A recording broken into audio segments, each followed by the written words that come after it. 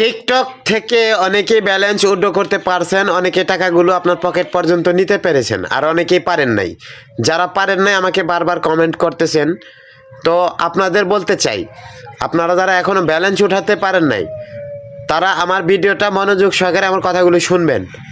তো যারা ব্যালেন্সগুলো উঠাতে পারেন নাই, আসলে আমাদের যে ক্যাটাগরি সেই সিস্টেমের ভিডিওগুলো এখানে দেওয়া যাচ্ছে না।